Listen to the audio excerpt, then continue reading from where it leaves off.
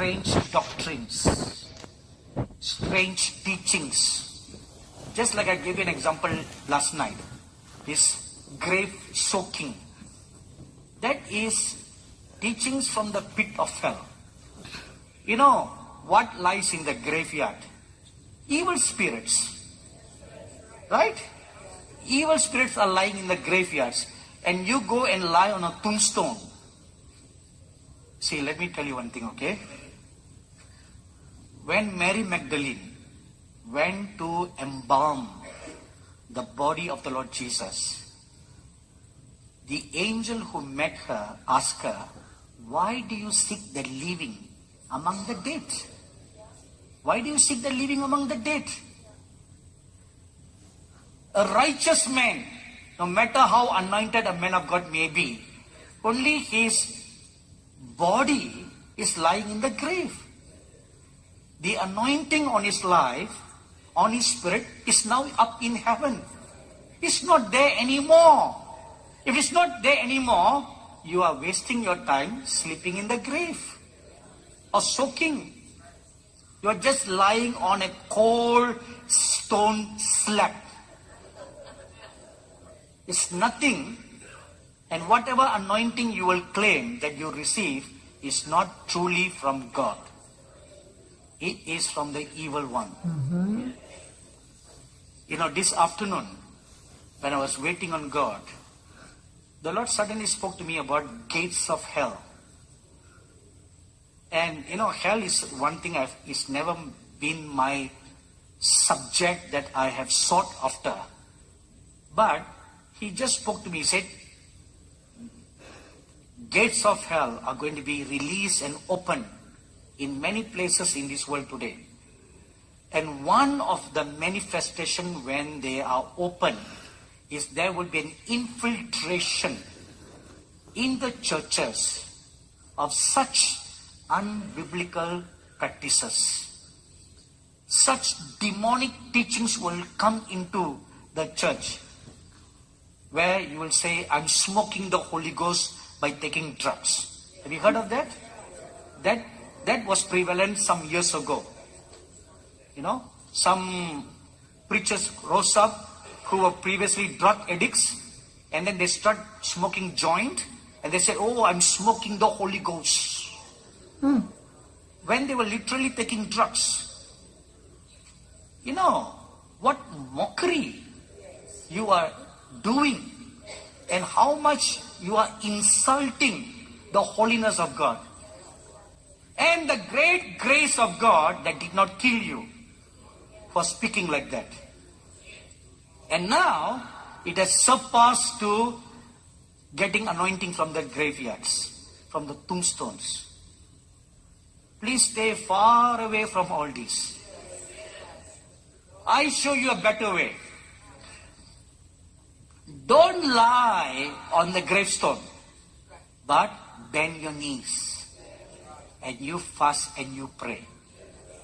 Break your heart, bend your knees, seek the face of God, and you will receive a powerful anointing of the powers of the last days to come.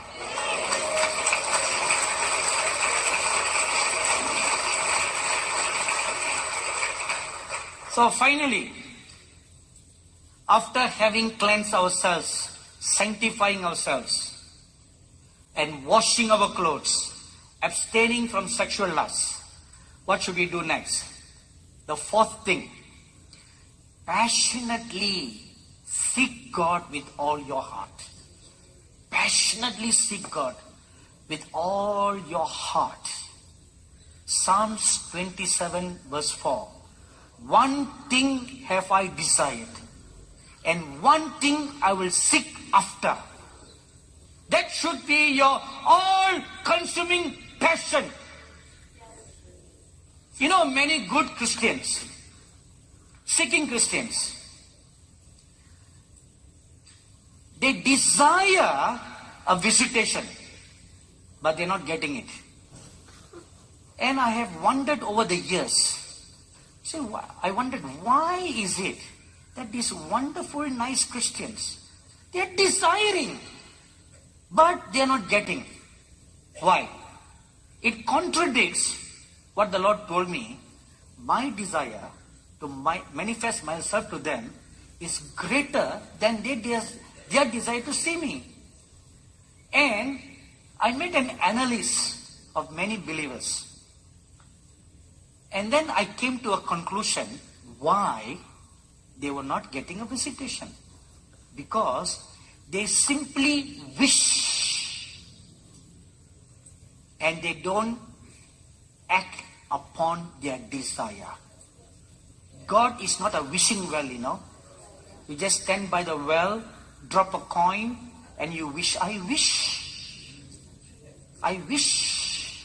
No, you should not be a wisher.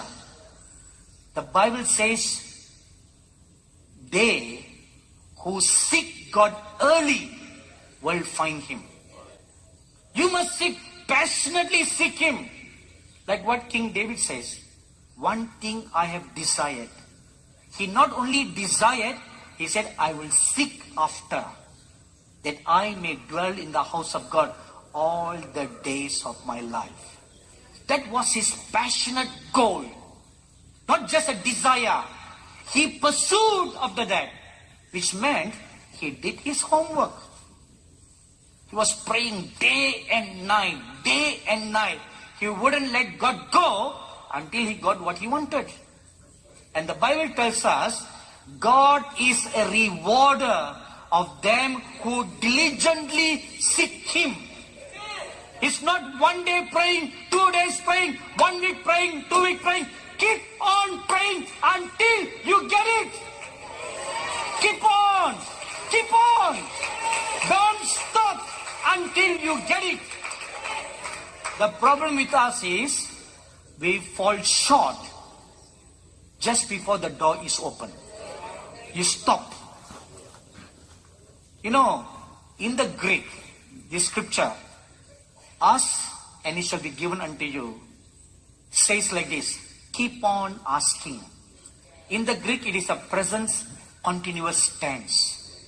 Keep on asking. Keep on knocking. Keep on seeking. You must keep on doing it until God opens the door. And the moment He opens the door, it is open for good. It will never be closed to you again. And you can go in and come out whenever you like. That is the best part until the door is open. And that's exactly what the prophet Moses himself did.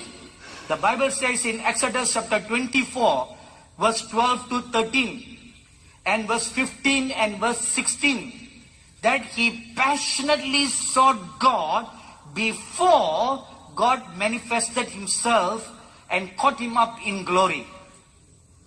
And the Bible also says in Exodus chapter 34, verse 2 and 4, he always rises up very early to seek God.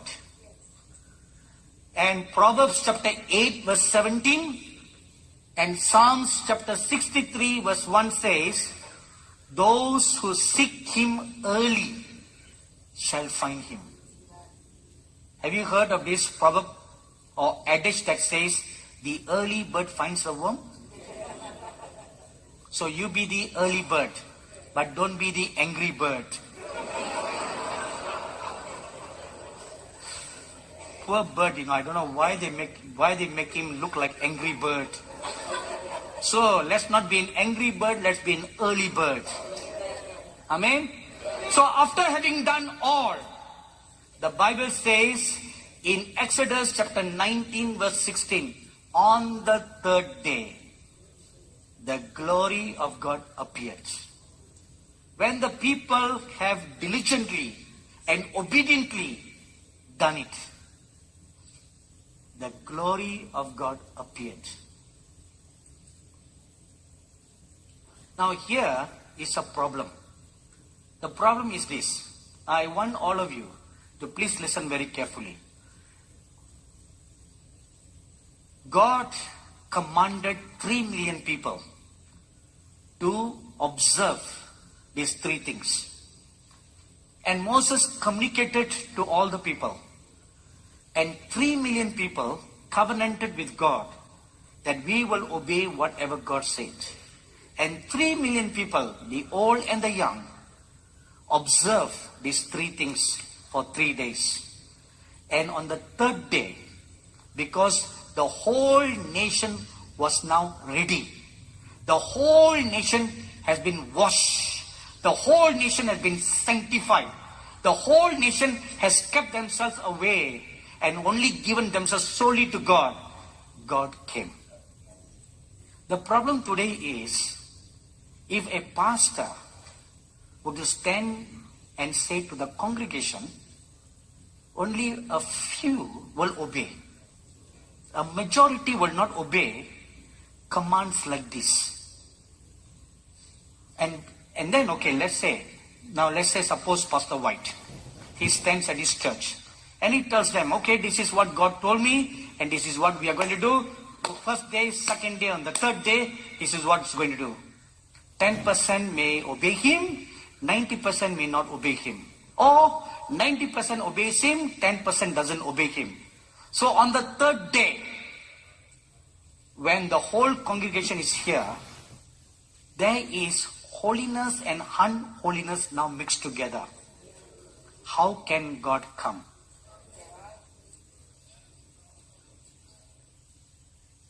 How can God pour new wine when there's still old wine skin? He cannot pour. This is the problem with the present church today. People cannot obey. That's the problem. For an individual, you have no problem. It's just you and God.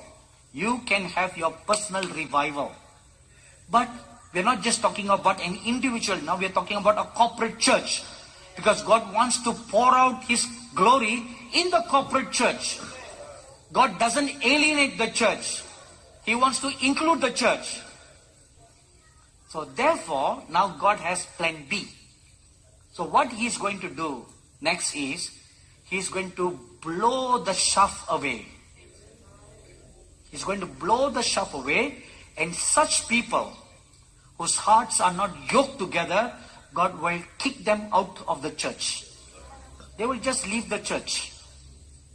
And, Pastor White, those people whom God is kicking out of your church, they will even come and tell you, God told us to leave the church. But it's not God telling them to leave the church. God is kicking them out of the church. Please don't laugh. I'm telling you seriously what the Lord has told me. And I have seen this happening in our own ministry. The Lord clearly told me, I'm going to clean your ministry. And I'm going to kick out some of your staffs who are not walking right with me. And this is what they will tell you. Oh, God told us to go and get another job. And if someone tells you like that, there will always be some genuine people. And most of the time, they are the chaff that God is blowing away. And the Lord said, always smile at them and let them live in peace. So this will happen. When that happens, don't stop them. You must harden your heart like Pharaoh.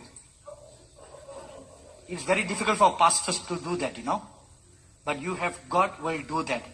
He will remove the tares so that only the wheat remains. The goat will be kicked out so that sheep will remain. So that He can now bring the sheep to His pasture and feed them with His own pasture. This is what God will do. Either we are drenched in the rain, you cannot hold an umbrella. These are the days when God is drawing a line of separation. And He's asking you to choose which side you will stand. The righteous side or the filthy side. The holy or the unclean. You choose. You choose which camp you will belong to. And when God cleans the church, which He's going to do, and that is my message on Sunday. how he's going to do that. A major portion may leave the church. Don't lose heart, Pastor White, because remnant is always small. Right? Remnant is always small. And the Bible also says, small, narrow is the way, and a small group will walk in the narrow path. And the small group that walks in the narrow path, they are the called, the chosen, and the set apart. They are the called, chosen, and set apart. And God will bring in new people, sanctified ones, called ones, chosen ones, and add to your congregation. What I am saying to Pastor White is what I am saying to many pastors who are here and all those pastors who are watching online. This is what God will do in His church. He will not allow His body to be defiled. So you choose this day whom you will follow. Let's kneel down for a word of prayer.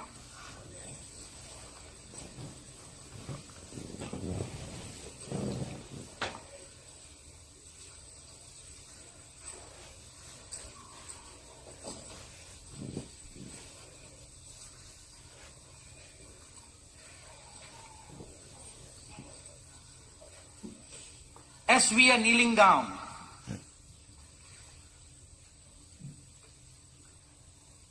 I ask you to examine your heart right now. Which camp do you belong? The sheep camp or the goat camp? Which camp do you belong? The wheat camp or the tares camp? Which camp do you belong? The filthy camp or the holy camp? Choose you this day whom you will follow.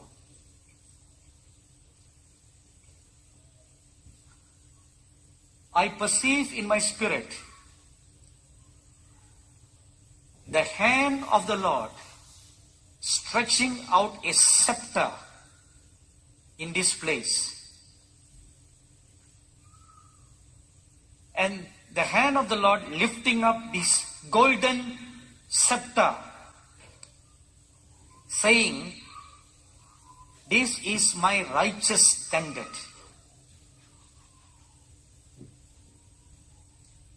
And this call is also extended towards all those people who are watching online.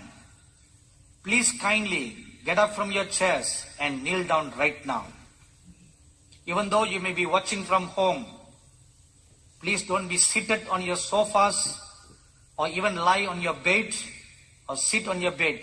Please kindly get up from your sofas and your chairs and your beds and kneel down right now.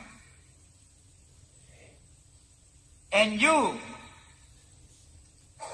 decide today whom you will follow. Do not allow your church to be defiled. Do not allow your church to fornicate with the worldly standards and worldly principles. For the Holy Spirit says, "For the Lord your God is a righteous God. He is a holy God who will not allow His name to be profaned." As the Holy Ghost flapped His wings and brooded over the waters, as He brooded over the hearts and minds of men during the days of Noah, as He does his work of conviction in this dispensation of grace. He is extending his olive leaf to you this day, asking you, thank you, wonderful Lord Jesus. I see the Holy Spirit now taking on the form like the Lord Jesus Christ and standing before me. Oh, he looks so lovely, just like the Lord Jesus Christ. And the Bible calls it the Spirit of Christ. He stands before me, looking at you. Thank you, wonderful Lord Jesus. My dearly beloved brother, Pastor Greg, the Holy Spirit tells you, put your house in order. Sanctify your house. Will you be bold to lift up the righteous standards of God in your church, that you may be a lighthouse in your city? If you are willing, I will cause my glory to pass and dwell in your midst, and you will become like a lamb that is placed on a hilltop, that will then draw all people to the light. Choose you this day whom you follow. The first part of the message, Pastor Greg, is for your church. Now the second part of the message is for your family. Purpose in your heart that you will conduct your children and your grandchildren to walk right in the fear of God. Do not allow double standards, nor compromising standards in your family. Because you and your wife have determined to follow the Lord your God, God wants to visit you and make a covenant with you. But put your house in order. Set up a godly standard, a standard of righteousness in your home.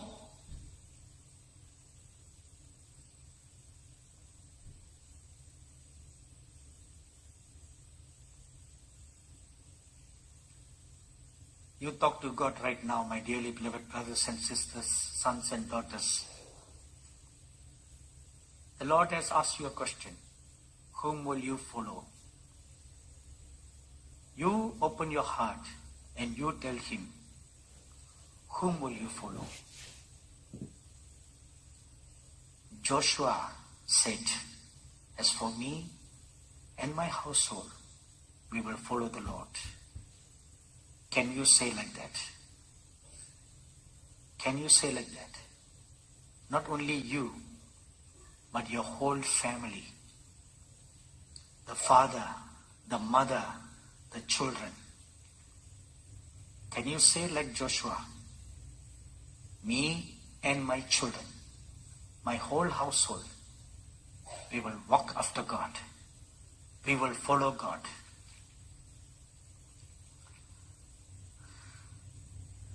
The Holy Spirit now signifies to me there's going to come a great sweeping away in the body of Christ. Not cleansing, a sweeping away. First, the shafts and the dirt, the dead leaves, the dead branches must be cut and swept. After it has been swept, then the second process will involve cleansing and refining. But the first thing that's going to happen is a sweeping. And this sweeping will involve sweeping away the unrighteous ministers of God, unholy ministers of God. They will be swept away from the churches. Their past sins will come looking for them. And they will be forced out of the pulpit. In shame, will they resign and leave? And some will die prematurely because they judge not themselves. Because they are a hindrance, a stumbling block to the next level of leadership, who will want to go on with the new things of God.